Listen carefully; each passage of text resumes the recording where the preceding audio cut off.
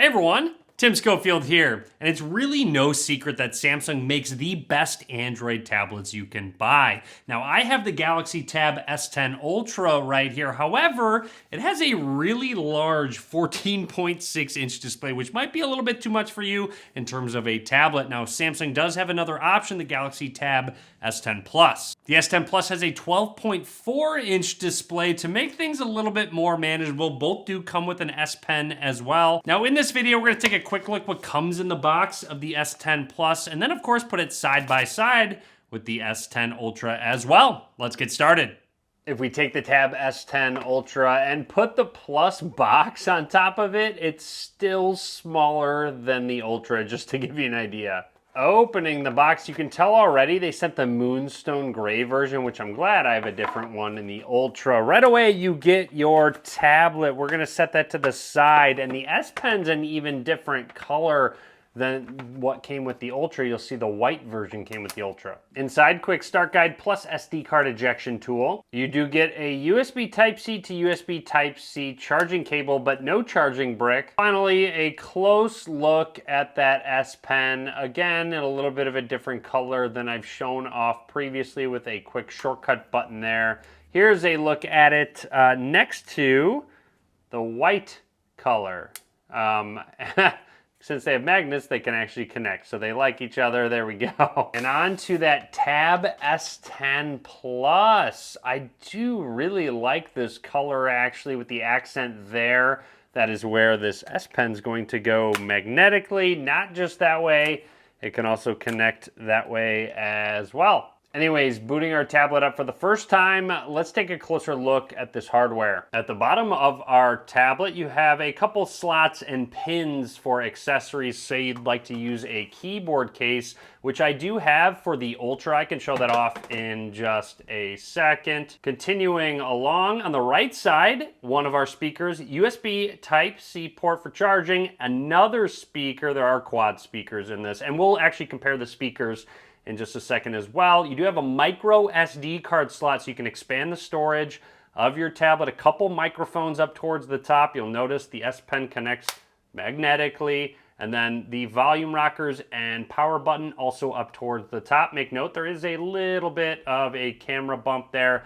And along the left side, speaker, microphone, speaker. Just a quick close look at the back so you can see the color, Samsung logo. Again, it does have a very obvious slot for where to put that S Pen and our dual camera system. You get a 13 megapixel wide angle lens and an 8 megapixel ultra wide angle lens. I do like the color around the lens, gives it a nice little touch. Just very quickly so you can see what that keyboard case actually looks like. It connects to those pins. Like I said, it will sit at an angle. You can't change that angle, but you can disconnect it and use it as a case. There's a slot for the S Pen as well. It will protect the screen, and it does recognize when you unfold it and will turn the screen on when you do. Again, this is my Ultra, but they do have a keyboard case as well for the Plus. Our Galaxy Tab S10 Plus is booted up and all ready to go. And right away, one big thing you'll notice is that there's not a notch up towards the top like there is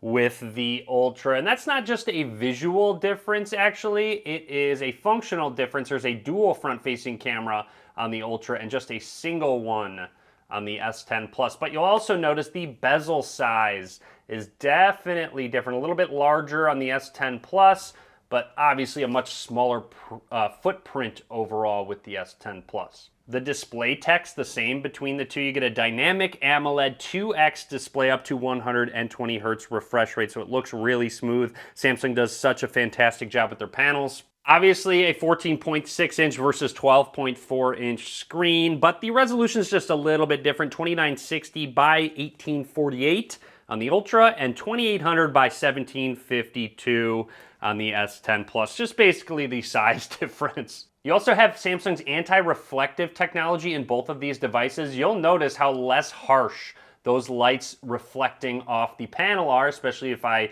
bring up a phone that doesn't have anti-reflective. Let's go to the big light there. So there's that one.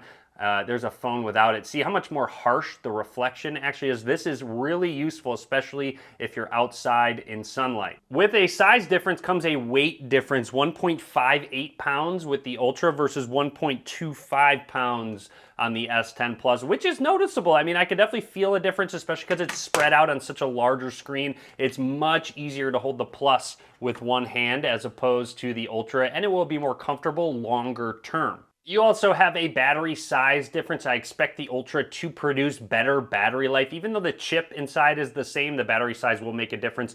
11,200 milliamp hours in the Ultra and 10,090 milliamp hours in the Plus. An interesting difference, the Plus has Wi-Fi 6E, whereas the Ultra has Wi-Fi 7. I have a Wi-Fi 7 router. I don't really think it's going to make that much of a difference, but let's check. I'm going to run the speed test separately in the exact same spot. I'm, somewhat far from the router, but the routers are very powerful, so you'll see 619 down. I'm supposed to get 1 gigabit per second down and up for reference. If I'm actually hardwired, I can get that. But there's a quick look at the Wi-Fi 6E speed test, and I'm just going to do this live, run a speed test with Wi-Fi 7. Again, the bigger difference is the amount of channel that it has access to. So again, I expected it to be about the exact same because they're still taking advantage of the same Wi-Fi, the 6 gigahertz band realistically. So it should be just about the same. It really depends. A Wi-Fi 7 device will be better if you are in a more congested area like, say, an apartment complex. And there you go, upload speeds was even faster on the S10 Plus. Again, don't put too much stock in this test. It'll matter more if you have a lot of devices connected or if you're in a congested area. You do have quad speakers in both of these tablets. However, there's a little bit of a difference. The Ultras were tuned by AKG actually, so I do expect them to sound a little bit better. Plus, with a bigger device, the speakers are going to probably be louder, but let's do a quick test. I'm going to go back and forth between the two devices. We're going to start at 50% volume and then crank it up to 100% volume. So just keep your ears at caution for that.